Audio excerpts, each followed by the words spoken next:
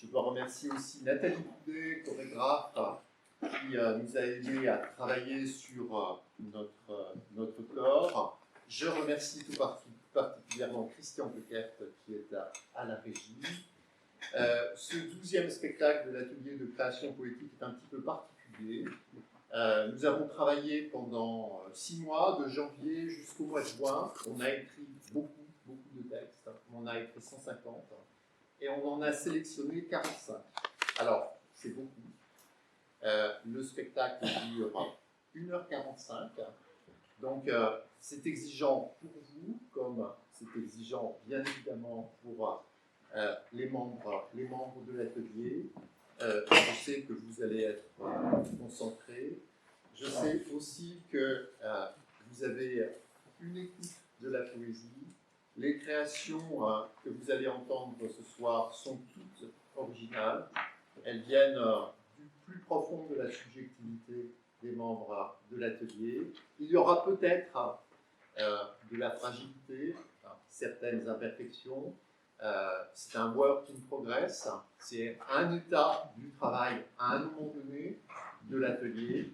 Je vous souhaite un très bon spectacle, une belle écoute et un bon voyage au pays de la voix et des voix.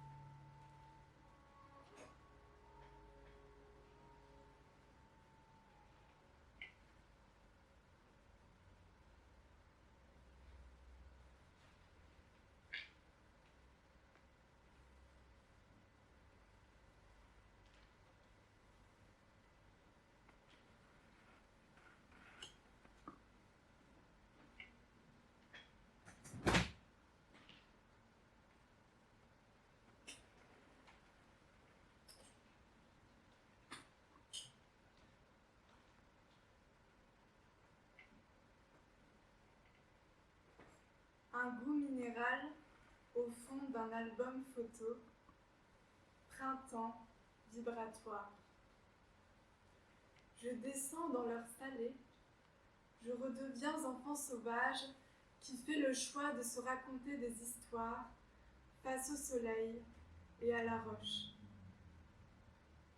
Disloquer mon corps et le transformer pour ne pas laisser celui des autres m'atteindre.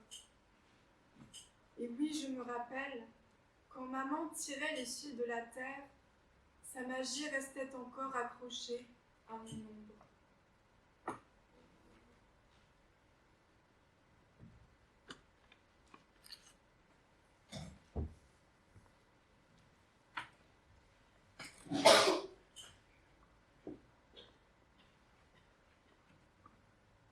Tu, ombre portée à bout de bras, bouclier de cérémonie, nuit rouge des paupières. Je suis toujours sur l'Ubac, la marche n'y fait rien, le dos rond du soleil doit être bas sur l'horizon. Je te jauge, ombre de ma tendresse dont l'orteil m'effleure, sans tes traits, sans mon œil, dans le noir de nous.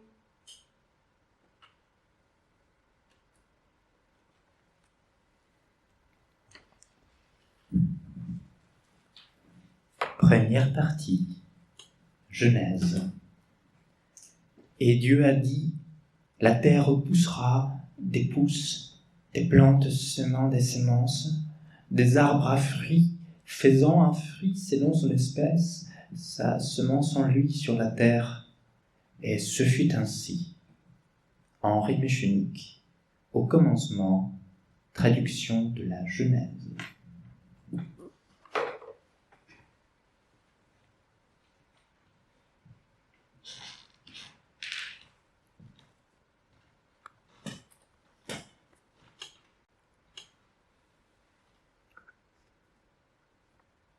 L'histoire commence avec un espace et un temps baignant dans une mer mathématique remplie de nombres, de vecteurs et d'autres objets exotiques. Cette mer étant potentiellement infinie, elle peut contenir absolument toute l'immensité des possibles.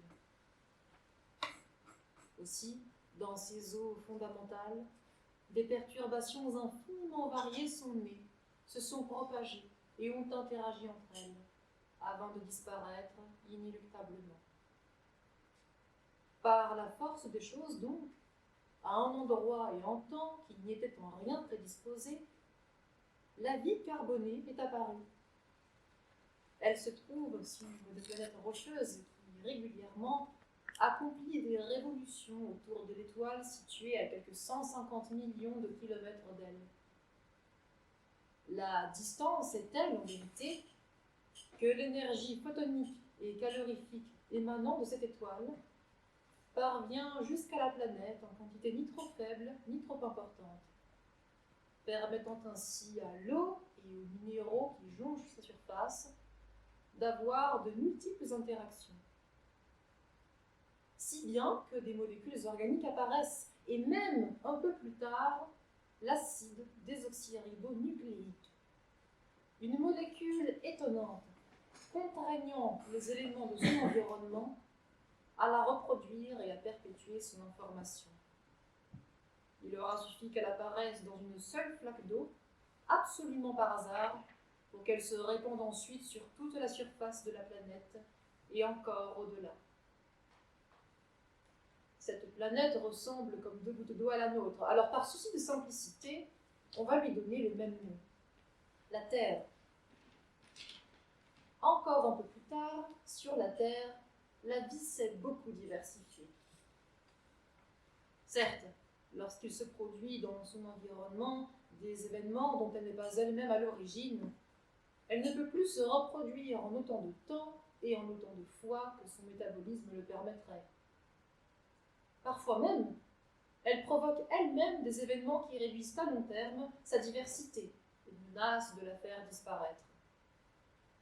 Pourtant, même après plusieurs phénomènes naturels de grande envergure, que l'on pourrait qualifier de catastrophes, elle n'est jamais complètement disparue de la surface de la Terre et est toujours parvenue à se diversifier de nouveau. Elle a toujours su retrouver un équilibre avec son environnement, lui permettant de l'exploiter juste ce qu'il faut pour perpétuer son information. Autant de fois qu'il fut brisé, elle l'a ensuite reconstruit, réadapté.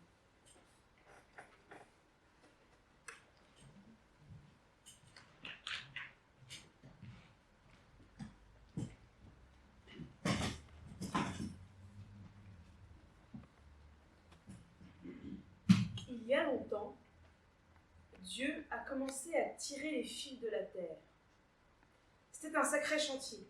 Il y avait des eaux, du firmament, de la créature volante, comme ça, en tas, partout. Alors, il a tiré les fils et classé les écherons, histoire de mettre un peu d'ordre cosmique, quoi.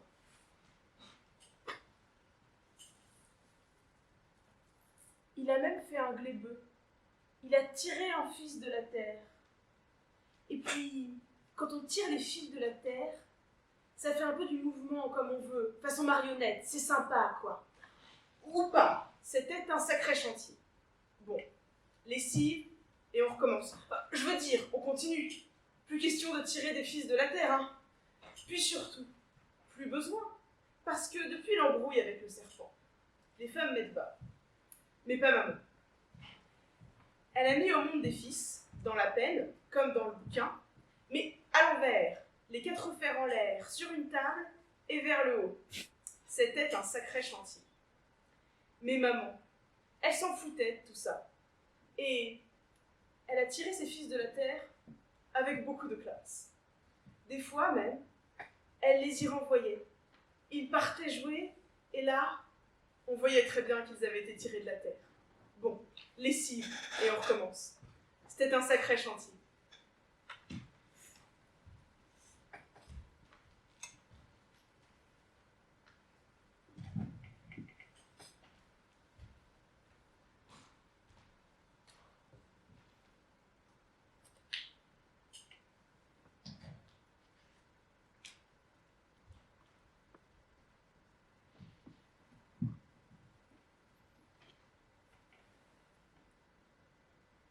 Langue d'invention des saisons.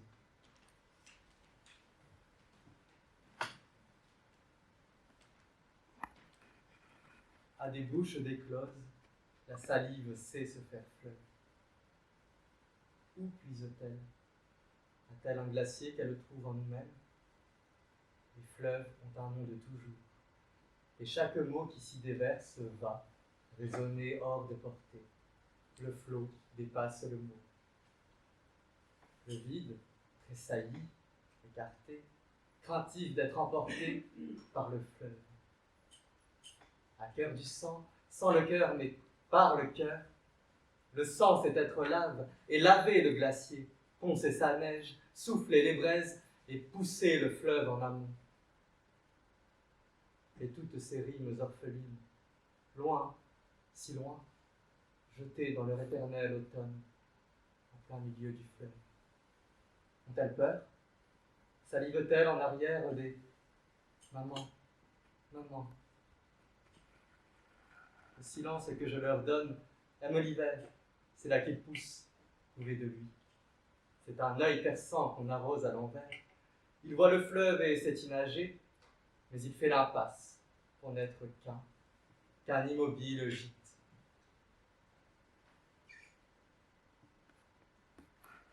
Exilés du silence, des langues nomades faisaient paître leurs troupeaux.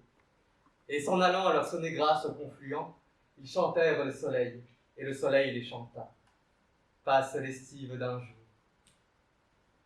Et sur la rive rose où se jette la langue, la fête de la tonte, la découpe des laines, les syllabes de laine, lavées, filées, tissées, puis bâties par paires, jetées du fleuve à la mer par la main des nomades, peuple des lèvres. Le printemps des poètes n'attend pas le printemps. La saison nouvelle est sans lieu, sans temps. Elle transhume la langue et ne fleurit pas sans le courage d'être un hiver animé de voyages.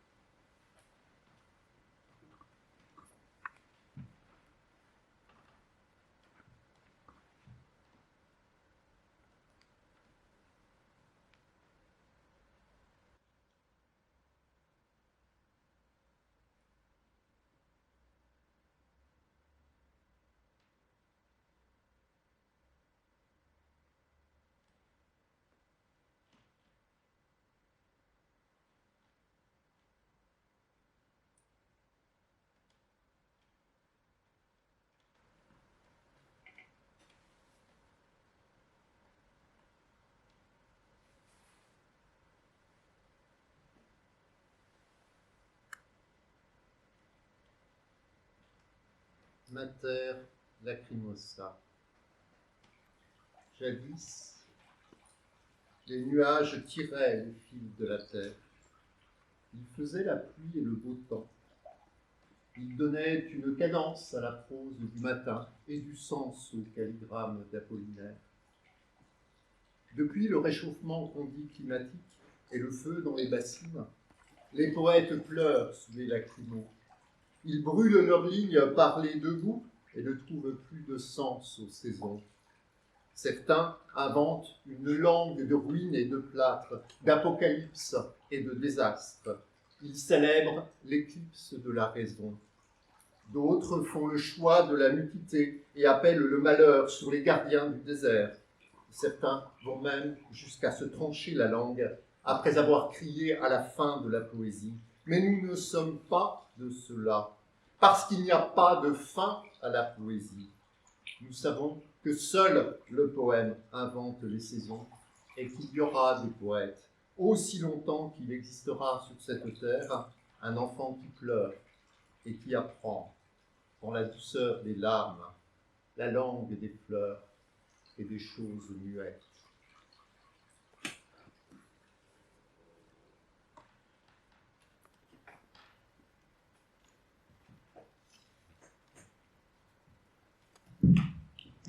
Deuxième partie. Le chemin de quelqu'un. Il n'y a pas de boucle. Il y a des endroits sources. On y retourne. On ne revient pas, on repart. On ne répète pas, on retraverse. On métabolise, on transforme. On devient une autre. La même et une autre. Claudine Galéa, le corps plein d'un rêve.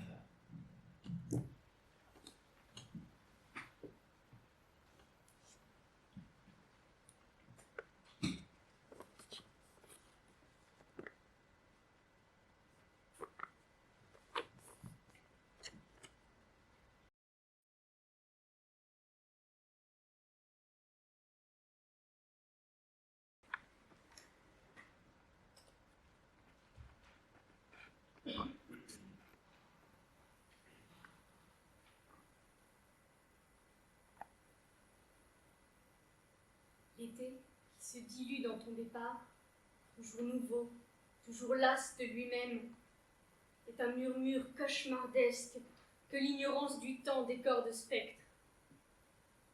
Ces corps aux floraisons crépusculaires sont désormais des phalènes de l'aube.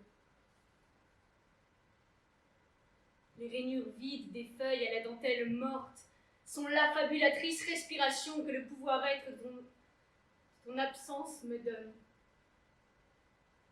Cette dissolution de la vie dont cette tempe est le cyclique et étonnamment cruel compositeur a un goût que ni le gel ni le pollen suspendu n'ont le pouvoir de faire naître à nouveau. Le temps, mensonge des horloges, n'est plus la seule arme qui te tue de réel à ma mémoire. Les couleurs, les parfums, les crispations et les dilatations que chantent les saisons, tous ces mouvements sont la douleur qui me fait être à moi absente. Le temps est un logos que les trains qui t'emportent ne font que marteler d'une hurlante fatalité. Ton corps ne nage pas dans la sève des tilleuls. Les érables flamboyants n'ont pas la chaleur de ton sang.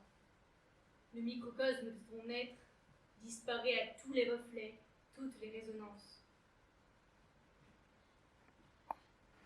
J'étouffe dans l'oubli de ton odeur. Les fleurs se déploient dans ma gorge comme des fœtus morts.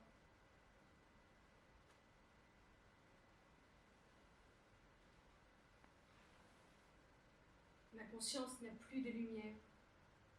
La nuit est une spirale linéaire, la nuit est immense et vide. Je m'allonge dans la glace.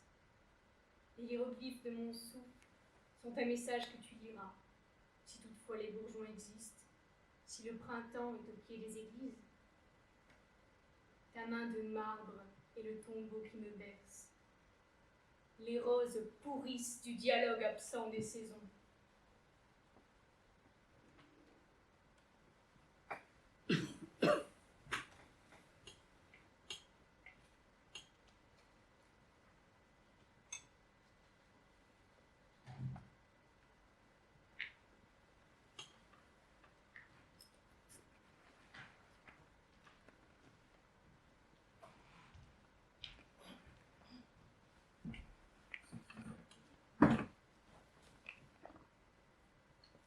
Pour la première fois, aucun mot ne venait plus.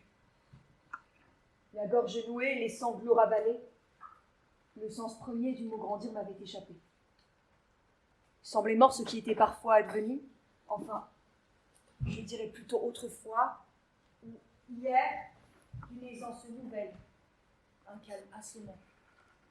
Plus une parole au caractère dissonant qui, plutôt que de répondre d'une prière, annonçait pour une fois l'accomplissement terrifiant d'une tâche de parole neuve. À cet autre qui aura su me rendre veuve de ceux qui ne me manqueront pas tellement. La poignée enclenchée, les bras brinque-ballants, la gorge nouée, les sanglots ravalés. J'ai relu le ciel et j'ai été terrifiée. Enfin rayé du dictionnaire, maintenant.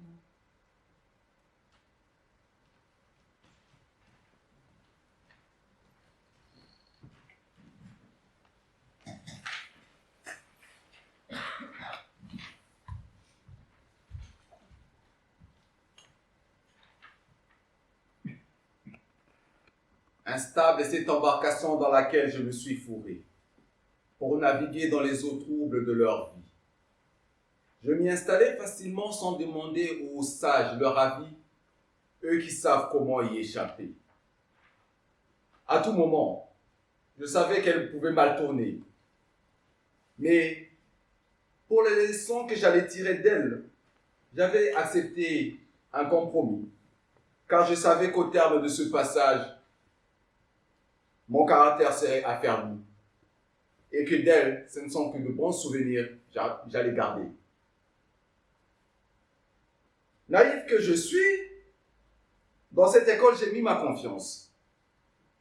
Les bras ouverts, mes aînés m'accueillirent sans méfiance, sûrs que dans leur magouille, j'allais sombrer. Effectivement, dans leurs pièges, je suis tombé,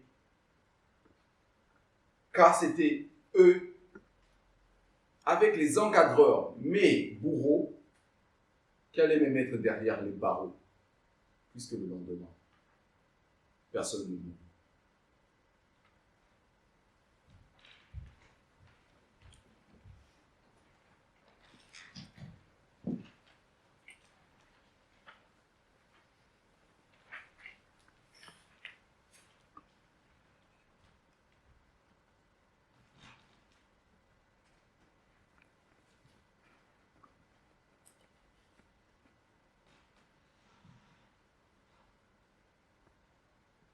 Sur la coque bois d'un bateau égaré, le bleu de la mer vient s'échouer. Nulle chanson grivoise ou bouteille de rhum, car sur ce rafio ne subsiste qu'un homme. Il y a le souffle court d'être seul survivant, sur ce pont qui hier encore voyait dîner dansant. Ils voudraient un ami pour étouffer leur peur, mais autour de lui ne domine qu'une couleur. Le bleu lui emplit les yeux et se déverse dans son âme. Azur et cobalt, outre-mer unis. Bleu de ses yeux, bleu sur son corps, bleu son surnom pour ses amis. Ce n'est qu'un petit mousse, et bien freluquet, qui se retrouve ainsi capitaine égaré. Mais seront-ils un jour ces amis de la terre, qu'il fut aussi seigneur sur les mers? Y aura-t-il un port pour ce rafio pourri? Y aura-t-il une aurore sur cette mer en furie? Car autour le temps, à virer et à l'orage, bleu encre telle une sentence de naufrage. Le bleu le malmène et le rejette sur le pont, envahit sa trachée, stagne dans ses poumons. Enfin le bleu se mêle au rouge de son sang. Il en faudrait peu pour que l'histoire s'arrête, que la mer en fasse un cadavre qu'elle rejette. Il n'y aurait alors nul poème, nul chant, car l'océan oublie le nom des mourants. Et quand on le retrouve entre ces cils pleins de sel, reste un peu de vie qui brille, étincelle. Le bleu se mêle dans ce regard flou. Le ciel, la mer, il ne sait plus vraiment où. Puis, dans les marins qui le hissent, une voix joyeuse glousse. Mon gars t'est sauvé, mais tu seras marin d'eau douce.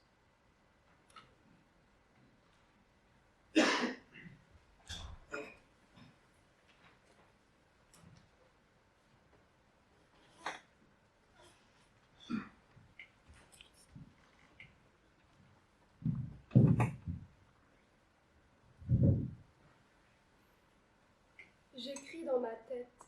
Oui, ma plume égale celle des plus grands. Vous ne me croyez pas, mais vous n'êtes pas dans ma tête.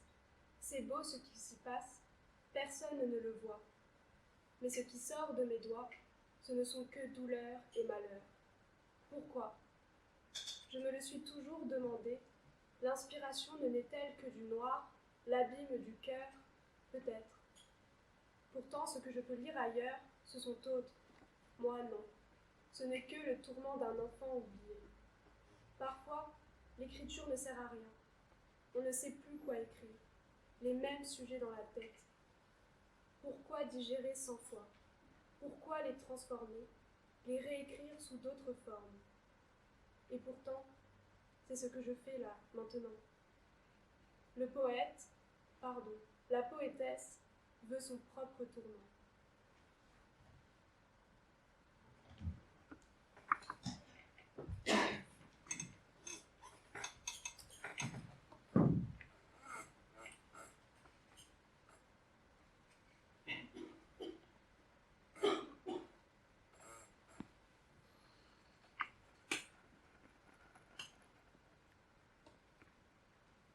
En traînant les pieds dans la poussière, jusqu'à l'autre bout de notre terre mêlée, j'ai traversé la rivière. Poursuivant les jets d'eau jusqu'à la frontière, de l'eau pour arroser nos jardins et nos forêts. J'ai cantonné l'histoire pour révéler nos confrères. De toutes mes forces, j'ai planté cette terre qui me donne le droit d'écrire la liberté. Le vent qui caresse le gazon vert et les forêts me permet de voir la nature sans sa petite robe légère. Ces poils en paille de fer n'effacent pas les traces d'hier.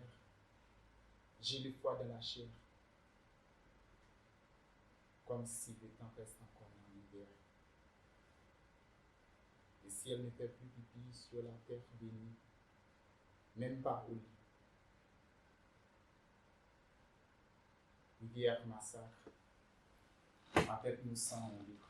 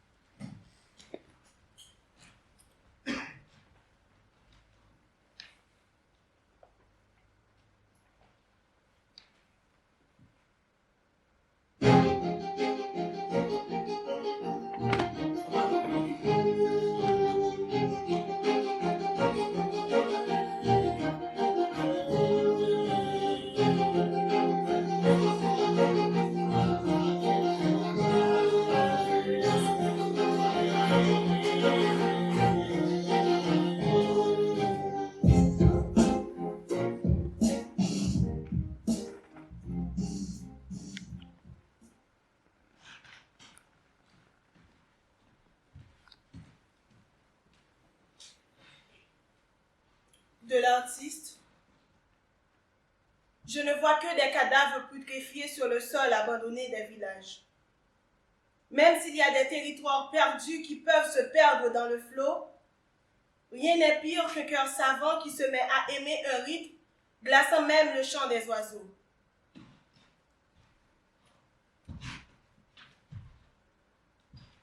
De l'homme, je ne vois qu'un nom qui tue en 5 secondes. Des yeux arrachés à leurs orbites, des villageois ensanglantés dont les chairs décapitées restent emmurées dans le macadam brûlant.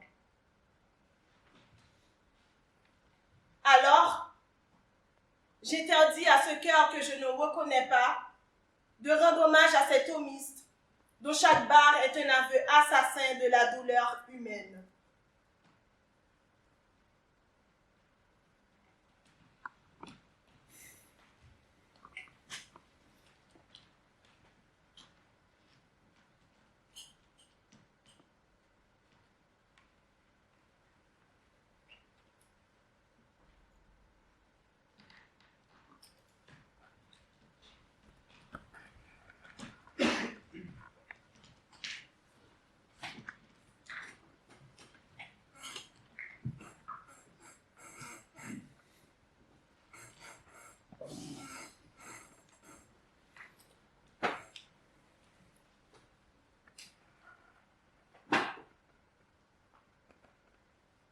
le chemin de quelqu'un. Quelqu'un qui veut des mains, les mettre dans ses yeux, mettre dans ses yeux l'ombre du chemin. Ses yeux, l'ombre du chemin, marchent vers la maison. Maison, maison. Recouler la mémoire, ses choix. Choisis vite, vis vite, sois, vois, subis, tais-toi, suis les consignes. Signe sans lire, tout ira pour le mieux. Mieux qu'avant, qu'en vivant ton chemin, vivant ton chemin, vivant ton chemin. Ton chemin de vivant vivait vraiment. Vraiment, qui a mis la mémoire en miettes? Mémoire en miettes, maladie de ton temps rapassé, ton cœur petit, petit ton cœur en mille solitudes.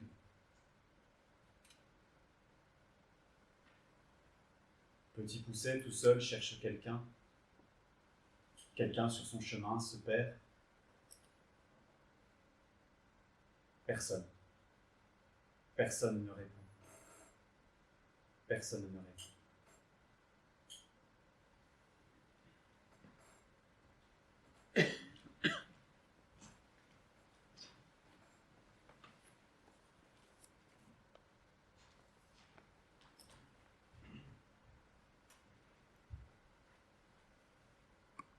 Quelle réalité m'englobe, m'emporte, m'étouffe. Sans un souffle, sans votre présence en témoignage. Par quelle absence êtes-vous immobilement inconscient de vous? Le musée de mes capacités théoriques se rit de moi. Les tableaux qui y siègent ont un parfum de putréfaction qui me rassure, m'anime même d'enthousiasme face à ce bois mort, sculpté dans une lâcheté envers la joie, envers et contre tout. Ne rien percuter, ne rien caresser, vouloir tout sentir, mais ne jamais esquisser une inspiration. N'est-ce pas ce que tu fais? Ce que ton être qui n'est plus fait? Faire, produire de la matérialité, refuser sa propre corporalité, dire non au mouvement par habitude. Mon corps de pourrir de ton absence s'assèche sans s'être même abreuvé à une source, sans qu'aucune sève n'ait insufflé en lui matière morte, quelques mouvements, sans vert, sans rouge. Inaudibles larmes, impalpables émotions, inexistence passée, inexistence présente, futur comme néologisme anéanti avant d'être prononcé. Ton rire comme une étoile qui se consume d'amour dans ce regard curieux mais voilé. Déchire ce corps passif, qu'il saigne de ses fantômes, sans corps, encore noyé sans eau. Tsunami de vide, je t'embrasse de mon manque de souffle.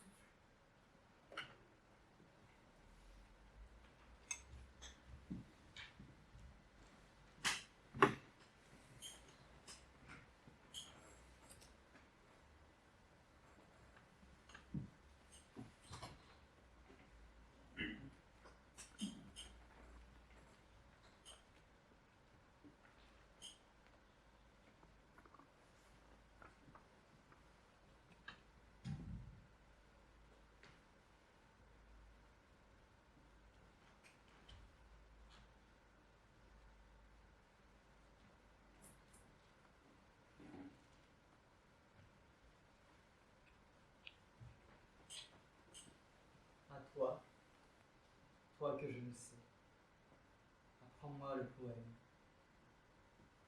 Les yeux creusent la page, les yeux se creusent eux-mêmes. Apprends-moi le non-usage, pas la parole d'un sage, mais le cantique du mage. Va, dans la fente de l'esprit, entre le connu et l'inconnu, entre la raison et la folie, creuse-toi, creuse encore. Les cavernes de granit doivent exister plus bas. Tous les sédiments de ta voix, il doit y avoir un secret pour qu'elle puisse s'agglomérer en autant de toi. Donner sans te lire, en l'absence, tout se révèle. n'écris jamais qu'en étant le papier qui a soif. Soif. Soif de vivre. Vivre ivre. Ivre livre, livre lèvre, lèvre livre de ta soif de vivre. Sois libre du poème, et le poème sera libre. Cheval sauvage et fraternel sur ton œil, qu'il caracole et s'évade de la feuille, ne doit être de fin qu'à la fin. Mais si la dalle a bouffé tous tes sens, s'il n'y a plus de terre ni de ciel, si ta plume est immense, comme l'espace vide accueille l'univers dans sa main, alors ton silence sera un autre poème.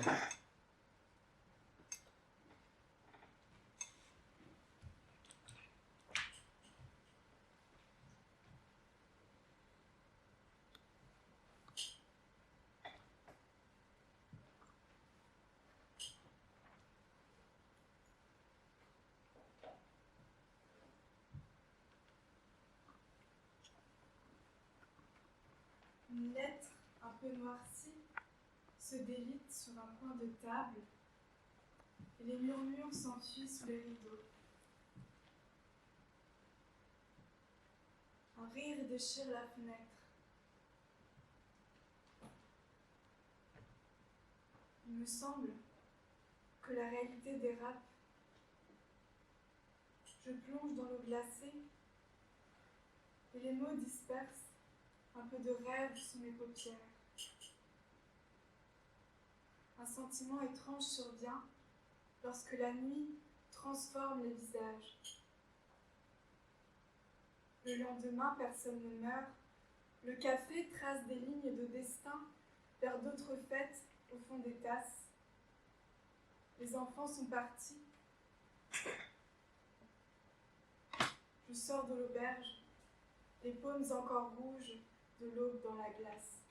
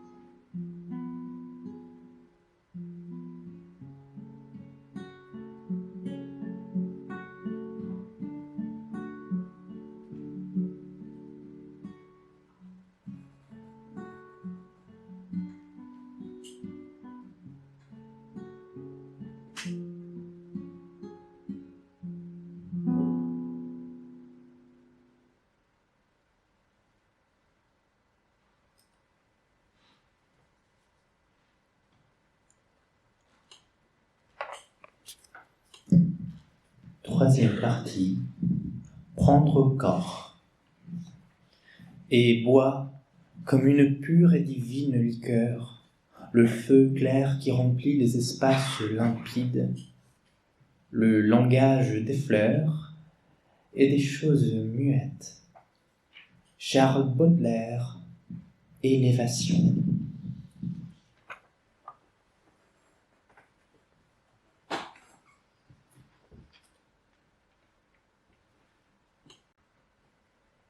fut un temps de chagrin et de contes anciens.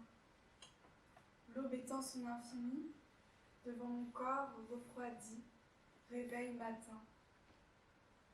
Je sors prendre quelques mots, attrape les bavardages des mouettes. Je tente de tirer les cartes. Elle me raconte les traversées et les hésitations de la terre durant la nuit, sinueuses histoires de mes oublis.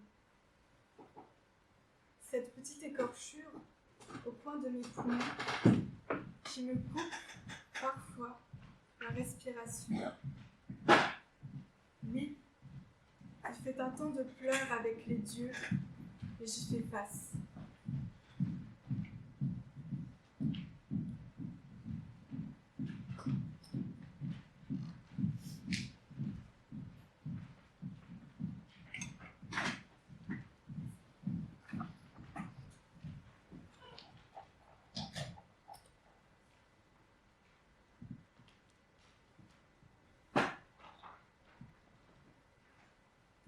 Le risque sur la corde tendue du cirque de ta vie. Le vide sous tes pieds, le mouvement de ton corps. Bataille sur la corde, du balancier de tes bras et du câble sous toi. Funambule, y aura-t-il un lendemain?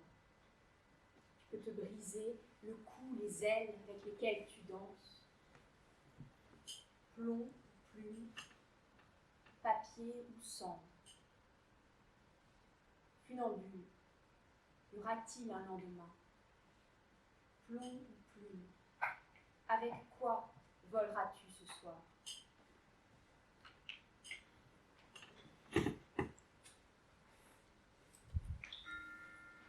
Entre les lignes et dans le vide, du côté droit. Dans les verbes mal choisis et les adverbes en trop, exactement là, terré au milieu de ces oiseaux, je suis là. Nourri de mots ou l'inverse, au milieu du L et du yel, il y a là un soleil. En vérité, je n'habite pas autant le poème qu'il ne m'habite.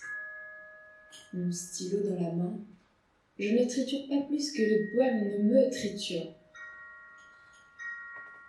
Et chaque jour, j'y pense.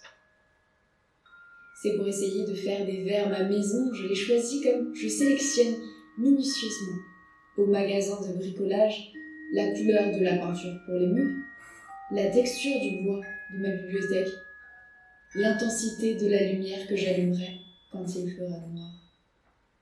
Pour te dire. Et j'espère que je trouverai en toi ce que je ne trouve pas dans la vie. Je veux dire que j'espère que tes coups combleront mes creux.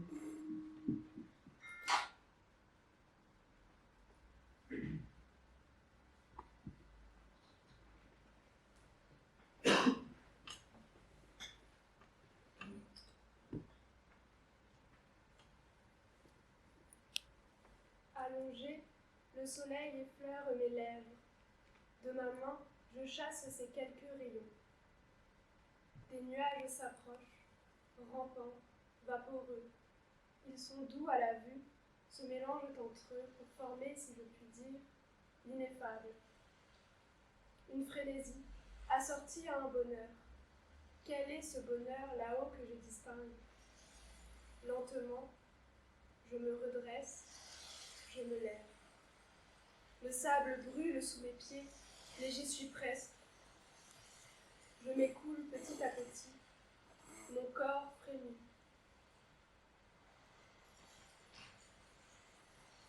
Et toi, qui es-tu? La mer ne t'appartient pas.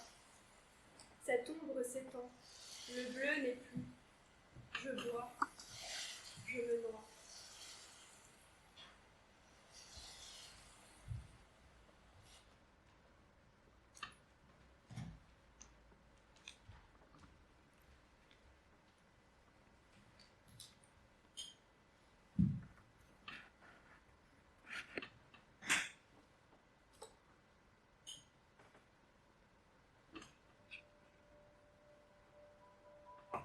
Langue salée.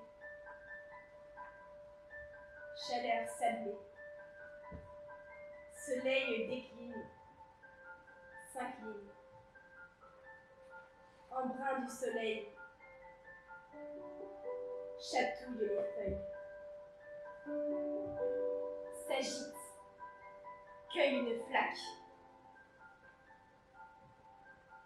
Moqueuse la brise. Aiguise. L'écrin des gouttes exquises. Sous l'éclat rayon des fleurs chansons.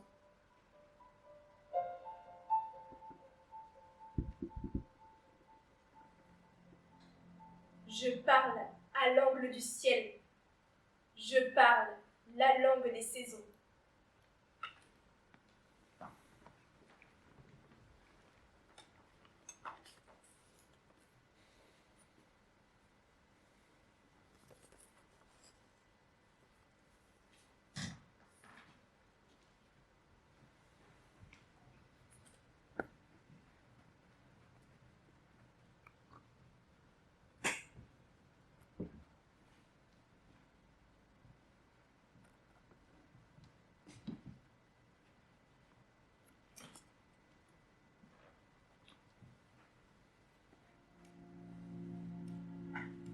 Tu disais que le chemin,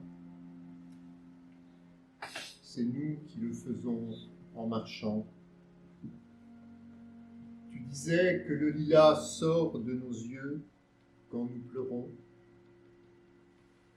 Tu disais que les abeilles meurent dans toutes les fleurs qui ne naissent pas. Il fut un temps où je croyais que toutes tes paroles sortaient de moi. Je ne savais plus qui de toi ou de moi était la voix de l'autre. Même les fleurs parlaient avec nous.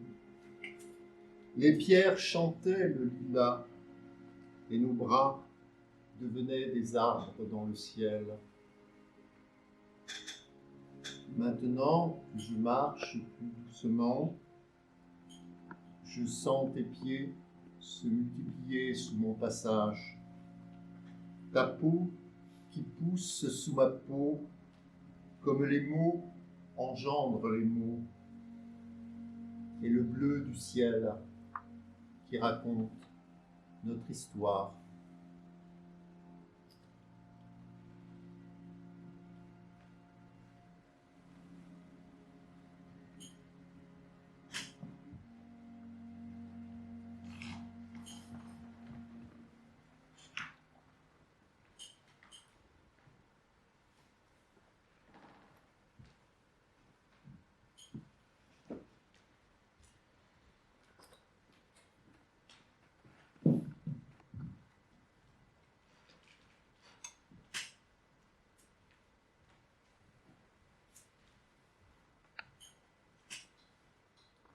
Une boule qui roule, ma gorge se serre et mon cœur explose dans cette prose.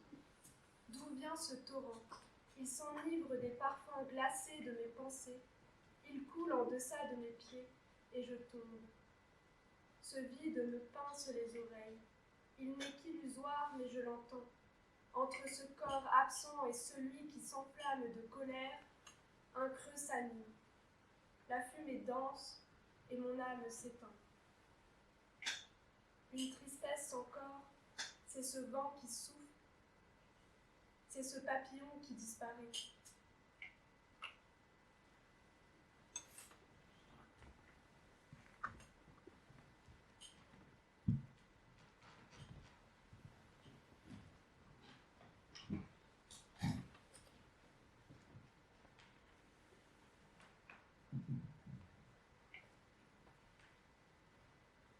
Tristesse encore.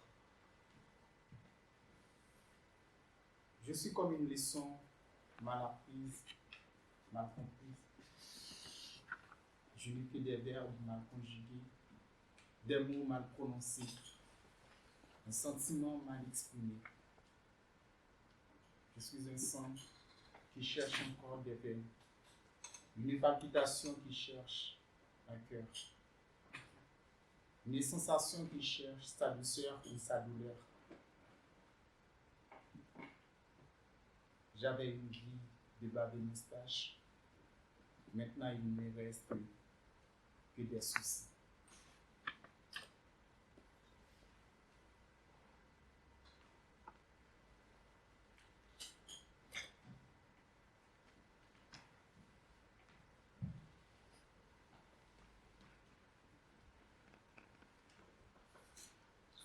Le fleuve a un goût sucré.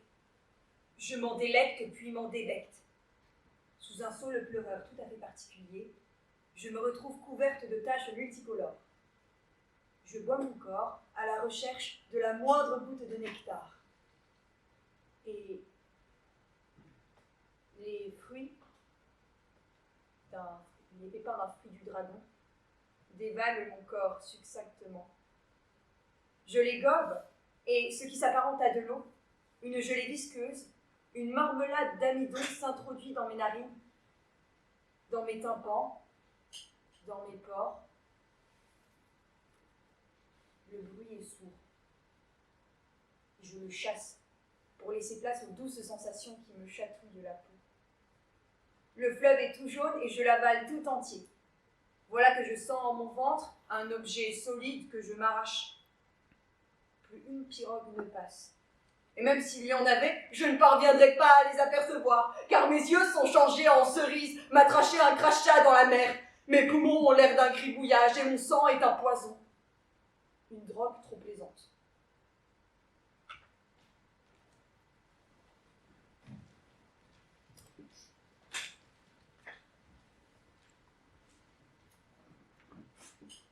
Habiter un poème, c'est un peu comme dormir dans une cathédrale. Une profanation timide du sacré plus grand que soi. Et elle en a vu d'autres, la cathédrale.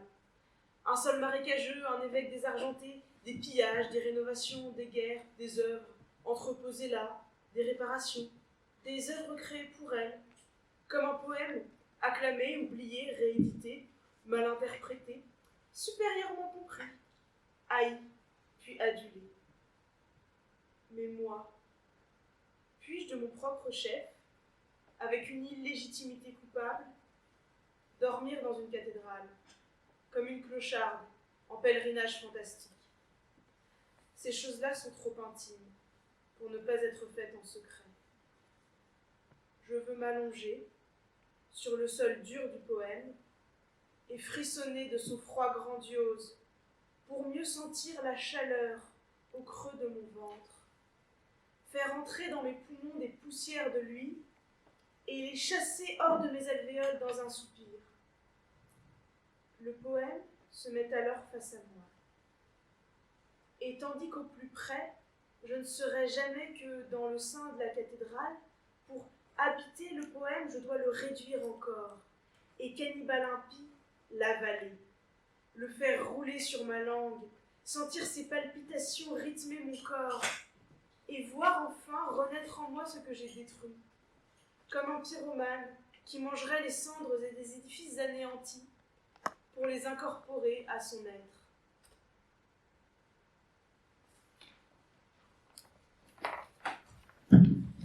Quatrième partie. Quand maman tirait les fils de la terre. Il fait un temps de verre éclaté, d'écrans morts, de nord perdu, un temps de pourquoi, de comment, tout un siècle à défaire le paysage. Hélène Dorion, mais forêt.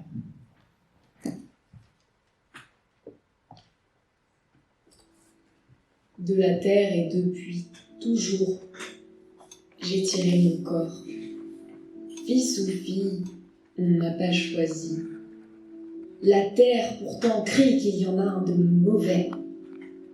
Mais maman n'entend pas ses erreurs.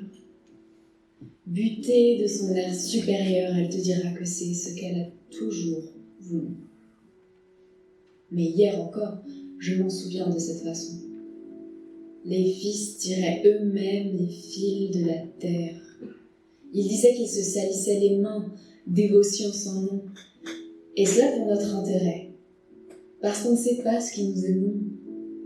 Alors, Je comprends qu'à sa façon, maman essayait de jouer avec les fils, les fils, mais lesquels? Je ne saisis pas toujours cette trahison d'un genre nouveau. Bientôt, je couperai les fils. Bientôt, je serai le digne fils.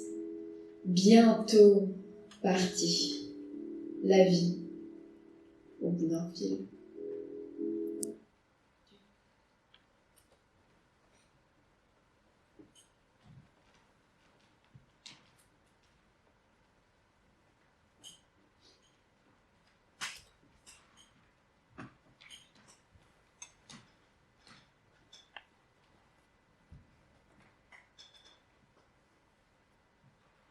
Tire-étoile.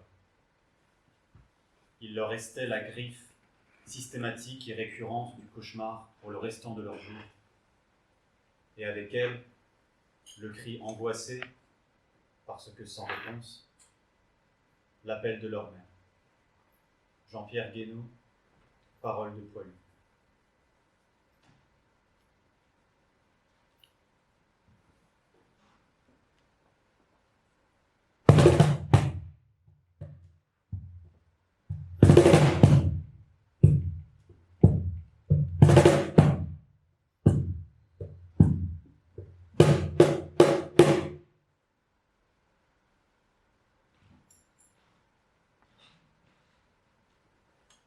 Tu te rappelles quand maman tirait ses fils de la terre pour en faire du fer public?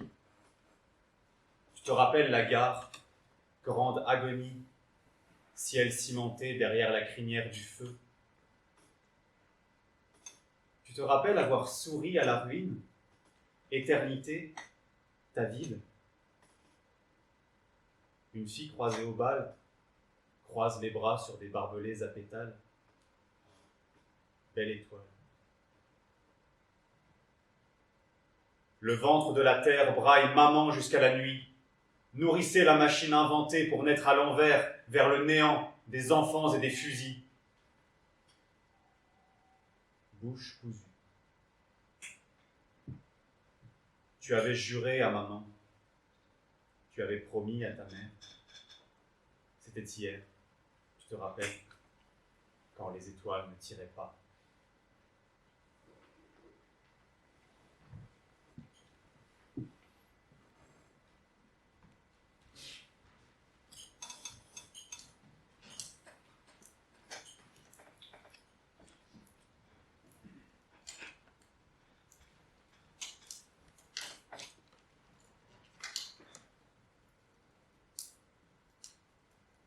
Souviens quand maman tirait les fils de la terre, où maman est la cathédrale.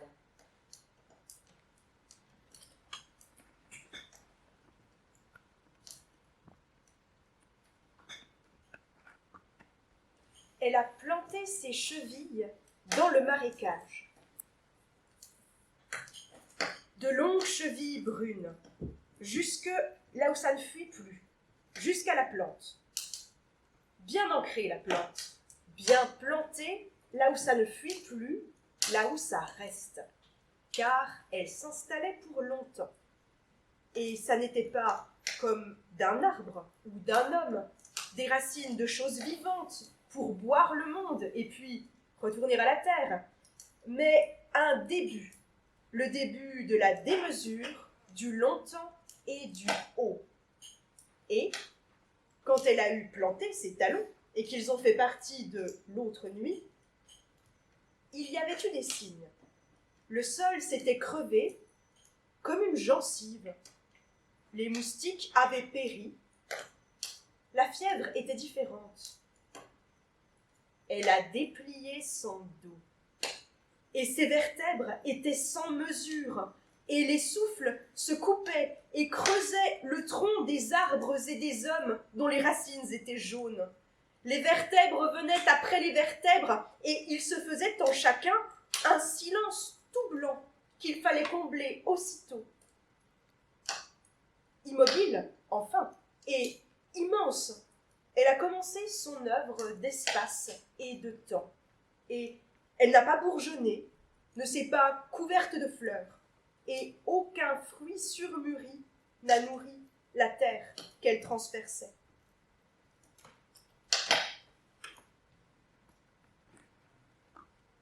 Les hommes et les arbres voulaient que maman les regarde quand ils jouaient à vivre.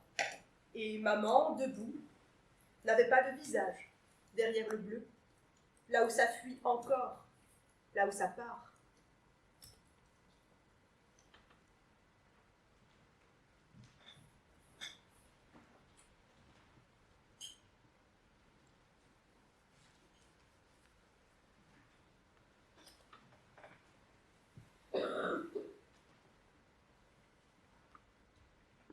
On entendait dans ce village que les gouttes de pluie qui s'explosaient sur les toits. Là, la vieille avec ses haillons dont elle n'a pas changé depuis, on ne sait même pas, bien assise dans sa chaise qui bascule, au coin du poêle, se remémore les dernières lueurs du soleil. Un coup de tonnerre, et la voilà tenant sur ses deux jambes pour la première fois depuis... On ne sait même pas. Elle danse avec le Mistral qui soulève malencontreusement ses chiffons. On la regarde d'en bas avec son grand sourire et ses jolis yeux, par les fenêtres ou au haut du clocher qui hurle les minuits. Le carillonneur s'arrête brusquement et les nuages gris s'étirent pour la première fois depuis... On ne sait même pas. La pluie troue la toque de la boulangerie. J'avance l'aiguille des minutes et les cieux grondent. La vieille n'arrête plus sa course. Difficile de l'apercevoir. Elle regarde devant et se fout de nous autres immobiles. Un gamin sort de chez lui et crie « Hé grand-mère, arrête-toi! Où est-ce que tu vas comme ça? Viens, descends avec moi, désolé, j'ai cassé un pot de marmelade. Il faut qu'on nettoie. » J'avance l'aiguille des minutes, encore une fois, même si c'est la première fois depuis. On ne sait pas qu'on vient à la déplacer. Le regard hagard, les nuages gris se tirent. Et la vieille, bien installée sur l'un, se met à gueuler de joie. Et un tissu bleu clair tout taché nous tombe à la figure. Et des sabots, ses lunettes, son tablier, s'écroulent sur le pas de sa porte. Un rayon de pleine lune. Et revoilà tous les habitants, bien assis dans leur fauteuil confortable. Le journal dans une main et leur pipe dans l'autre. Le feu brûle dans les coraux, mais les murs restent gris. Il fait froid, et on préfère s'emmitoufler dans nos châles de laine, tout signé d'une vieille.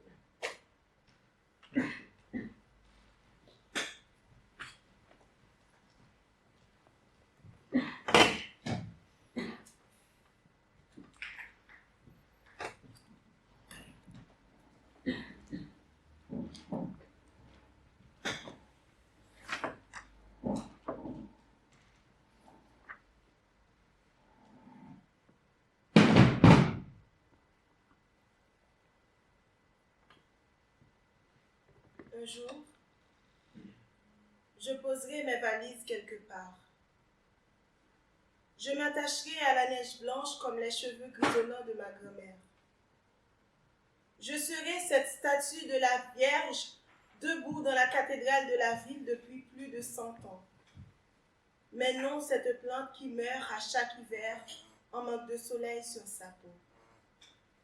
Je cesserai ces errances qui me rappellent les cheveux grisonnants de mon grand-père.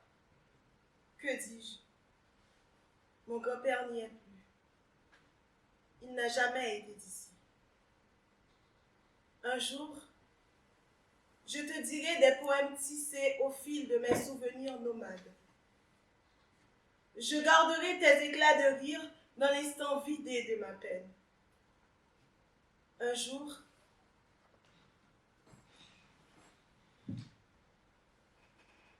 je serai d'ici.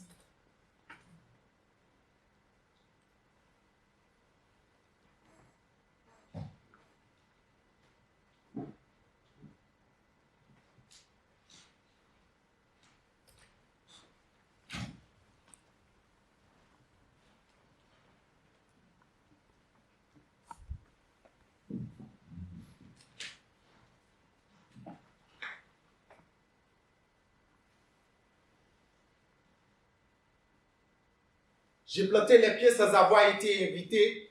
Fixez-vous sur la fréquence de ma voix, puis concentrez. Écoutez. Je suis un arbre tordu, révolté, je crévasse le pavé, têtu de toutes les sons que m'efface la société. Toute ma vie, j'ai grandi avec un lion de cœur, ma résistante existence, un mortel combat. Je sais, je ris, je pleure, j'accepte ma douleur. Entre moi et Scorpion, faudrait-il un débat?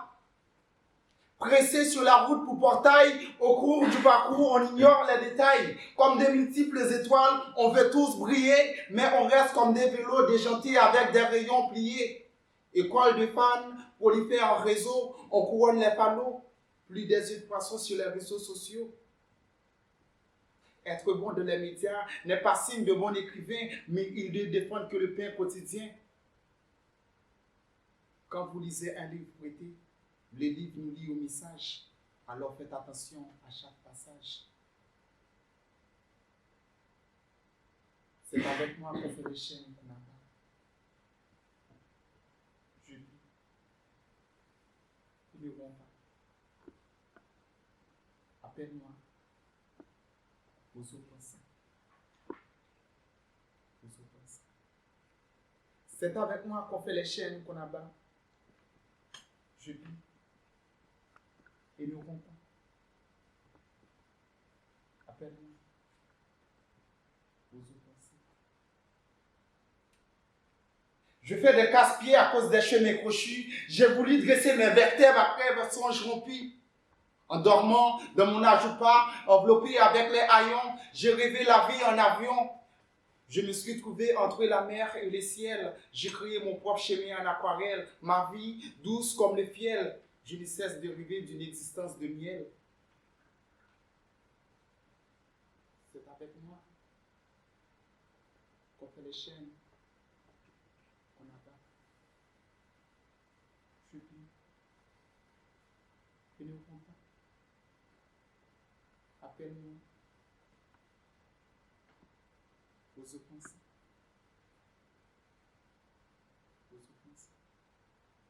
C'est avec moi qu'on fait les chaînes qu'on abat. Je plie et ne romps pas. Appelle-moi aux offensants. Aux offensants.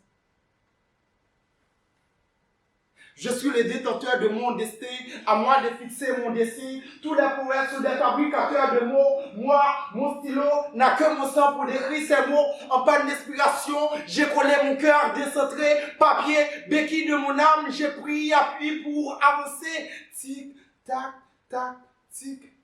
J'ai mes propres tactiques devant les obstacles pour faire le pas. Si vous m'attaquez avec les mots, je fais l'obstacle.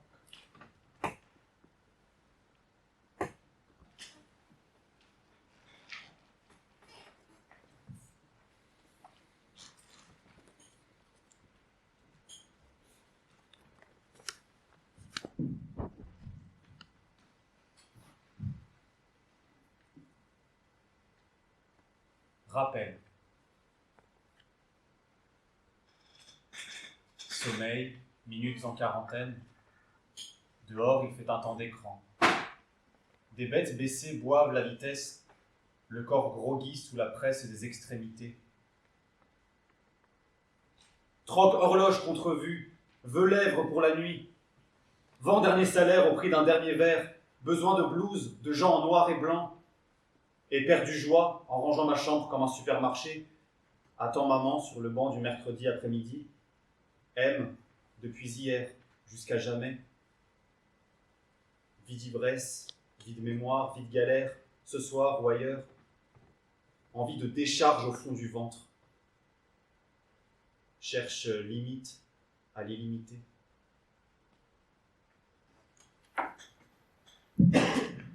Dernière partie. Cœur battant. Tant que je marche, je sais que le rose se multiplie sur mon passage. René Philoctète, les tambours du soleil.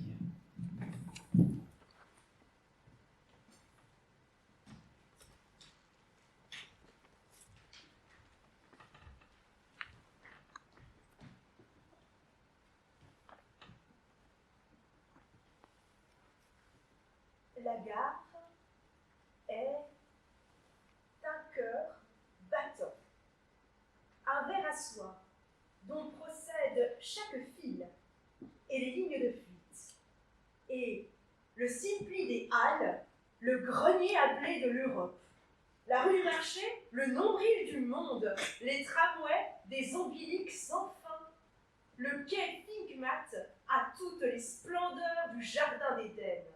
Je suis immense, géante, le cœur à ma mesure tient dans ma paume. Les navettes et moi tissons toutes les voies, et je défais la nuit l'ouvrage du jour. Mauvaise, je mange le blé en herbe, dévorante, source multiple de la famine. Je renverse le trône de mon père, et c'est pourquoi les clochettes tintent sur mon passage. Je bâcle dans le grand corps, selon ma fantaisie, comme un utérus antique, et je retrouve mon chemin. Les vers luisants l'éclairent dans la nuit, et le silence des saules.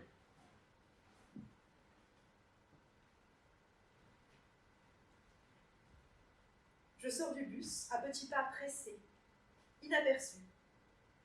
Bien malin qui pourrait deviner les mondes qui roulent sous mon front moite.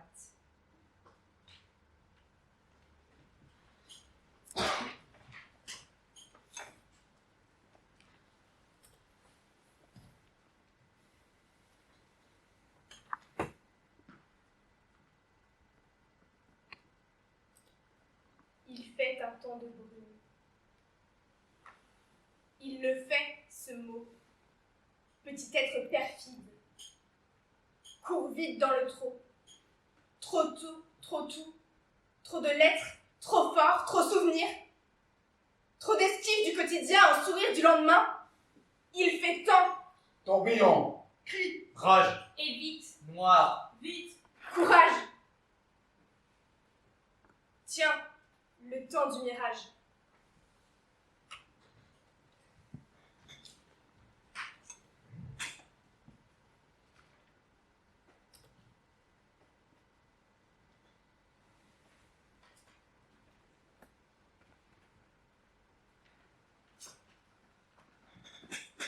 Des fruits saignent aux extrémités des arbres, comme mes yeux de toutes les larmes non versées.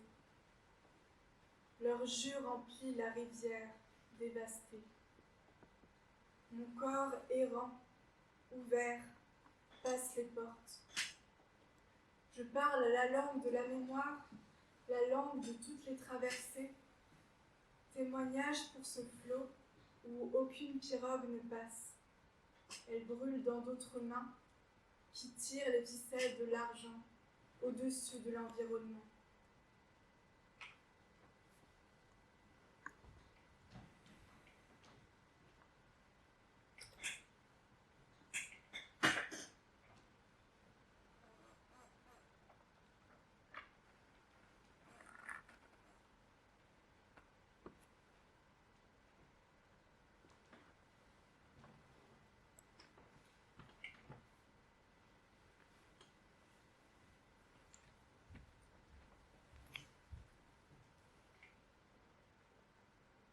Des fruits saignent aux extrémités des arbres.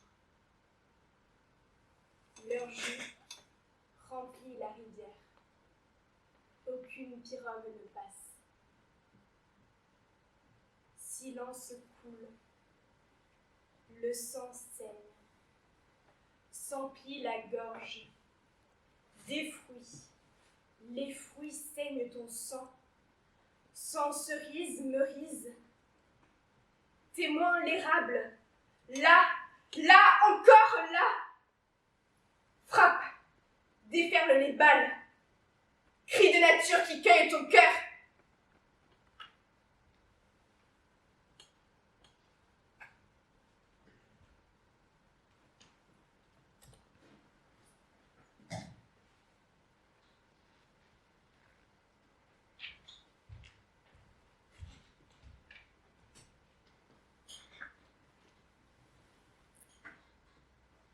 Je suis arrivé dans ce monde vide. Mon cerveau vierge et frais, avec rien à réviser. Tout de cet univers, je devais apprendre à l'utiliser pour avoir un esprit plus candide. Au fil du temps, naquit en moi un cœur avide pour penser l'idée de la vieillesse qui me martyrisait. Dans les plaisirs de la jeunesse, je me suis enlisé. N'en parlons pas de la mort qui me laissait perfide. Puisqu'à la vieillesse, je devrais faire face, et que la mort ne me fera pas grâce. Compter mes années à venir ne cesse de me lasser. Une question se pose. À quoi m'a servi ma vie passée? Vivre une vie qui ne m'a jamais donné de répit. Si ce n'est que me laisser avec ce désagréable sentiment de vie.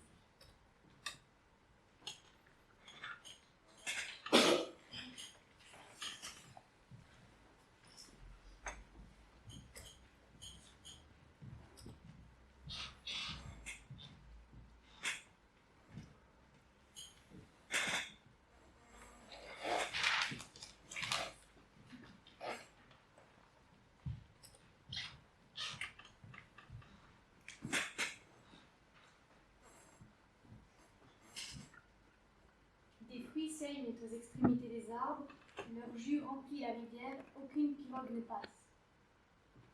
Je te vois dans un tel décor, peut-être n'y es-tu pas, mais comme tu n'es nulle part, je songe à ton habitation dans mon mirage.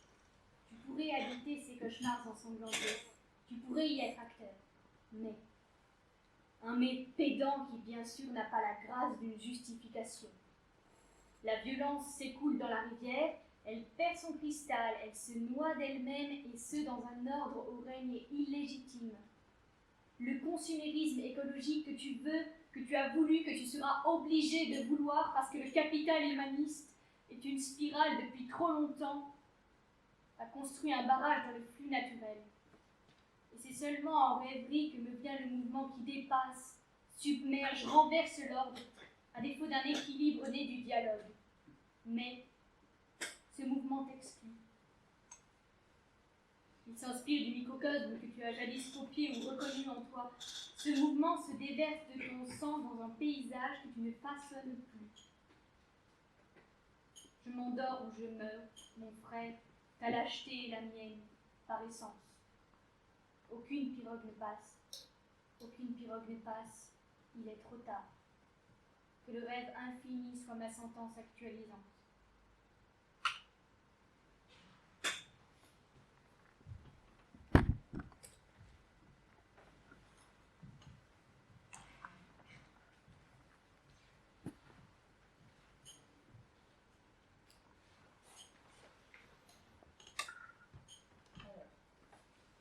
Des fruits saignent aux extrémités des arbres, leur jus remplit la rivière, aucune pirogue ne passe. Eh ben, j'ignorais que la viscosité du jus de fruits était telle qu'elle empêcherait les pirogues de naviguer, si on en remplissait une rivière. Comme quoi, on en apprend tous les jours. Je me coucherai moins bête, comme disait l'autre là. Ah, j'ai oublié son nom.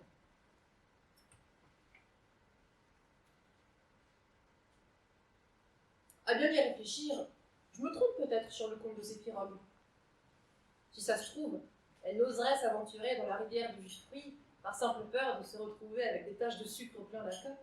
C'est coquette. Elles me font un peu penser à ma sœur. Un jour à la plage, j'ai découvert un formidable plongeoir naturel et il y est traîné pour lui faire goûter la joie du saut dans l'eau. Le plongeon, contrairement aux autres types de sauts, a ceci de fantastique qu'il procure, le temps d'un instant, une sensation d'apesanteur absolument délicieuse, et au prix d'aucune sorte d'échymose. Mais la simple perspective de se retrouver avec des grains de sable humide collés dans le maillot ou entre les orteils, alors qu'on était sur le point de rentrer à la maison, l'en a dissuadée. Elle m'a confié son regret, un peu plus tard, de ne pas s'être jetée à l'eau quand elle en avait l'occasion. Bon, c'est pas très flatteur de comparer ma sœur à une embarcation, si robuste et raffinée soit-elle. Mais je voulais dire par là que ces pirogues se privent du plaisir surprenant que doit être, j'imagine, celui d'une baignade dans une toute autre substance que l'eau. Et tout ça pourquoi? Pour ne pas tacher leur délicate robe vernissée. Que d'avoir compris cette importante leçon, pourtant toute bête, et que même le passage à l'âge adulte ne devrait pas nous faire oublier, me procure un sentiment de supériorité d'autant plus agréable qu'il est rassurant. Alors merci Jo, j'ai peut-être pas bien compris ton sujet, mais grâce à toi au moins, je sais que je suis supérieure à une pirogue.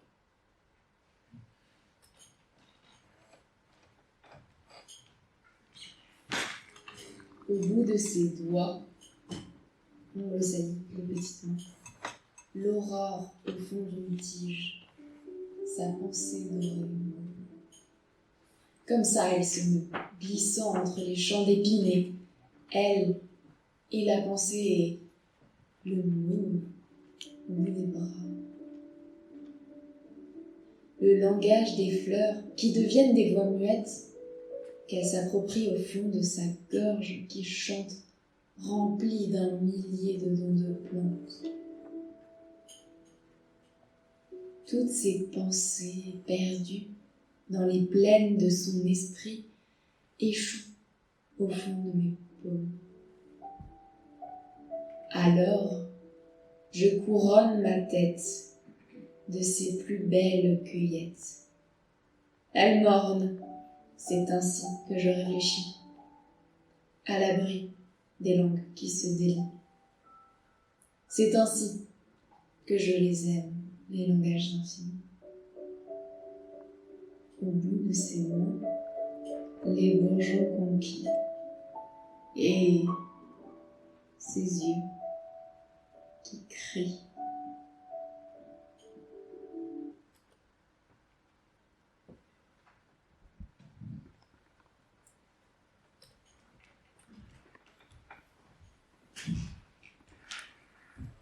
Horloge solaire.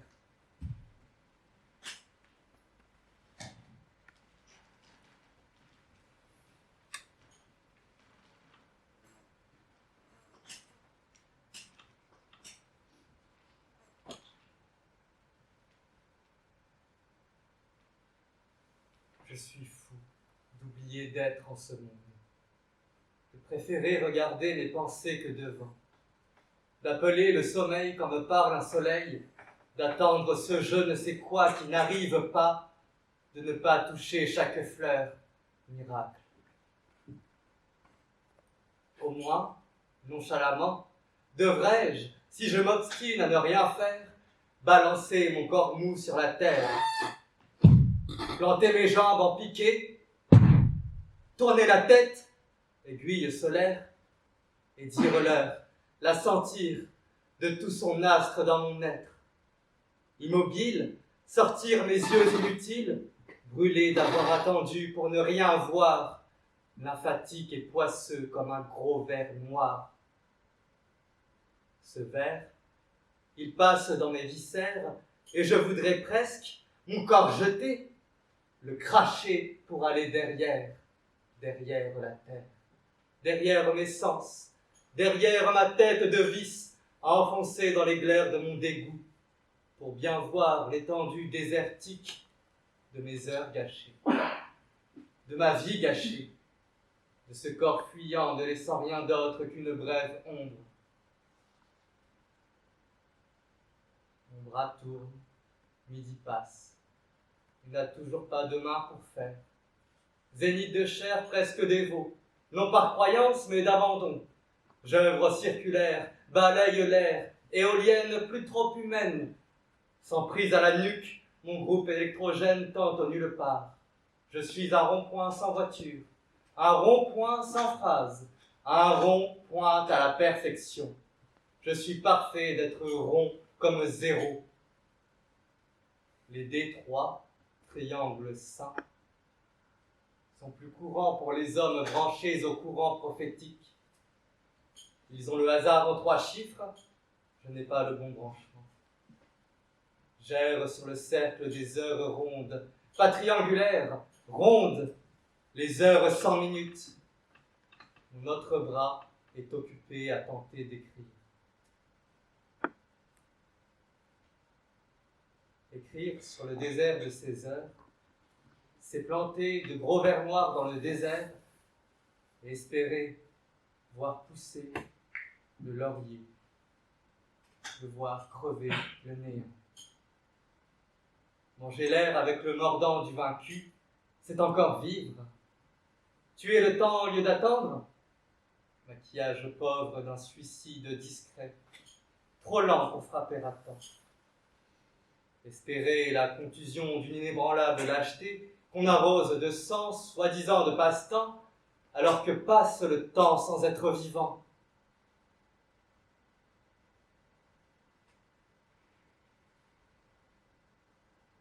« 18h.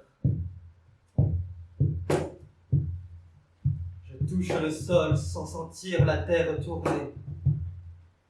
Je tourne 2 fois, 3 fois. Le soleil est toujours là. Alors, moi aussi je fonctionne par 3. Je suis un triangle, à 3 chiffres, et c'est pire que d'être vaincu. De colère archaïque monte au fond de moi. D'un mouvement étonnamment vif, je me relève. La pluie me tombe des orbites. Je sens que je dévie du verbe de vivre. Alors, je tourne, et trouve le 4e mur. Celui qui met tout en branle et que certains danseurs adulent. J'en connais un, poète pur, allant au-delà du mur, au lieu sans lieu, au temps sans temps. Tourner, non pour sentir l'heure, tourner, non pour dire l'heure, tourner comme une vis qui pénètre l'infranchi. Écoutez, écoutez, toute douce est la brise autour des bras. Je vois avec l'organe sans nom. Je tends mes doigts plus loin que tu ne le verras, sur le revers du temps où les inertes sont. 4 fois je tourne pour dérouter la raison. 3 fois elle tourne, lutte et s'en va. 2 fois j'oublie le corps et l'esprit, mes 2 maisons. 1 fois je suis quand je ne suis pas.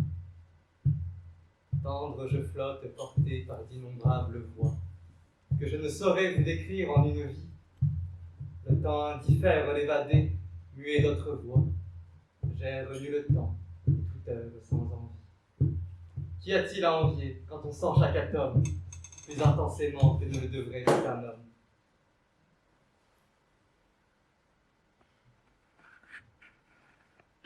Vous y avez cru? Moi aussi, à ce rêve si souvent à portée de ma main. Si loin pourtant tout tremblant que je suis, à l'idée de sortir de mon front. Si je suis fou, pourquoi posez-vous la question? Pour 2 fois le réponse. Je ne suis pas fou, non. Aujourd'hui, je suis horloge solaire aplatie sur la terre. Lisez bien, car je ne suis pas que moi. Lisez bien votre heure qui vient sur mes bras. Je tâcherai d'être courtois, sans tic-tac, le silence à l'antique tachycardie du temps. Tant de vide si vite attaque le moindre mouvement, l'heure ne sonnera pas, l'heure ne dit pas d'entracte, pas de pub, pas de sieste, ni d'annonce des actes. Je ne dirai donc plus rien. Les vers soufflent trop de secondes, et les nuées, et ce plafond, et la nuit me rendent inutile. Pour graisser mes lettres, je n'ai eu que de la ville. Pourquoi diable écoutez-vous une horloge qui parle?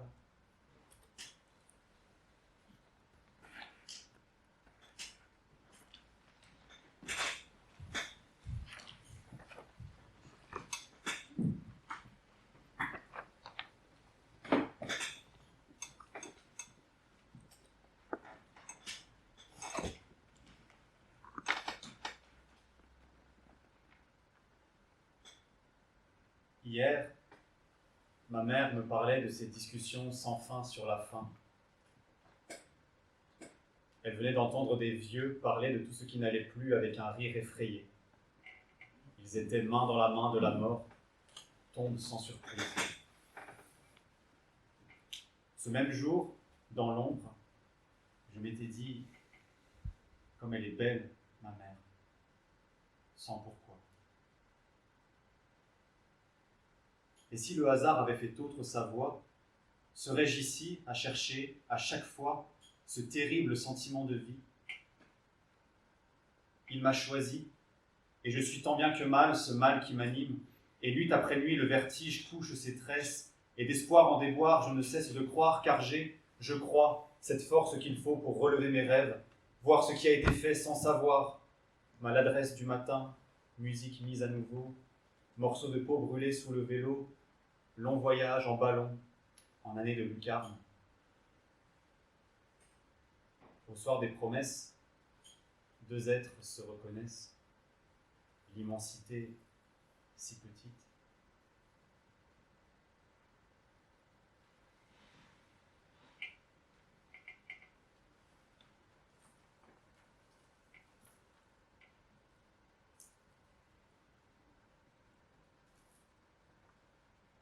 Quand je marche, quand je me perds, quand je pense moins, il n'y a qu'un simple mot qui roule doucement du bout de ma voix, comme un baiser sur le front endormi. Merci. Merci.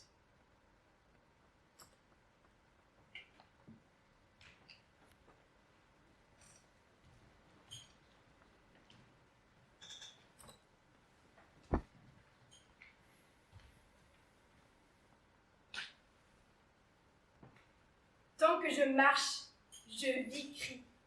Dans ombre, ombre vie. Je marche sur tes roses, je saute ton pas, je saute dans ton ombre. Pas après pas, de main en main, de rose hasard à rose plus tard, de rose blizzard à rose éclat. Oui, je crie, vis!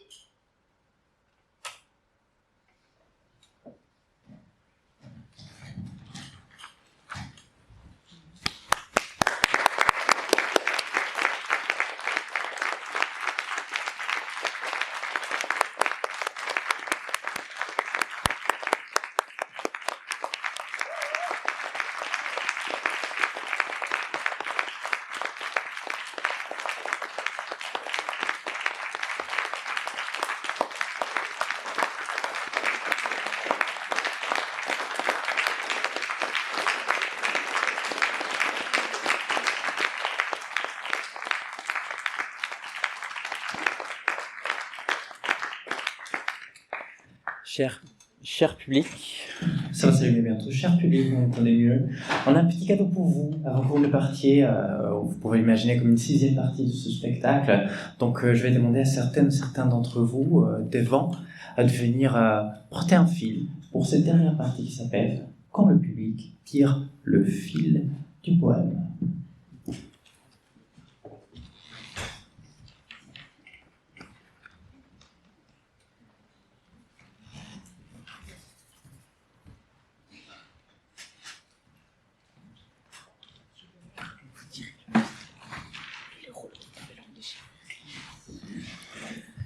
Si vous avez reçu un fil, il est censé être tiré. Donc, tiré. Il y aura une surprise au bout.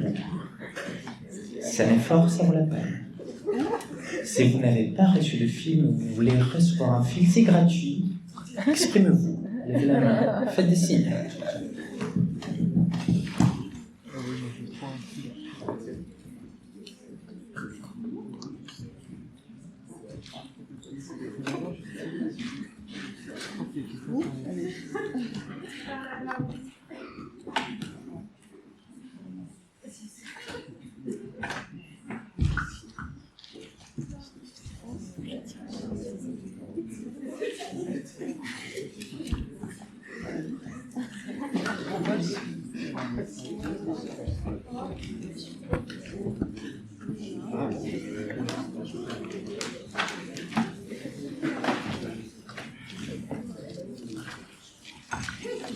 Là, vous y êtes.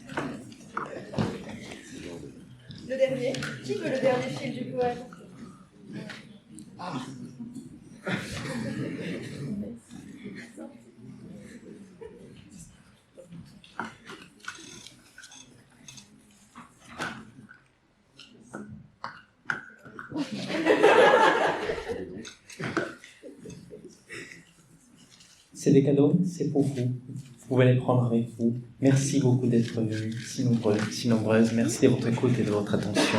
Merci d'être venus. Bonne soirée à tous. Bonne soirée.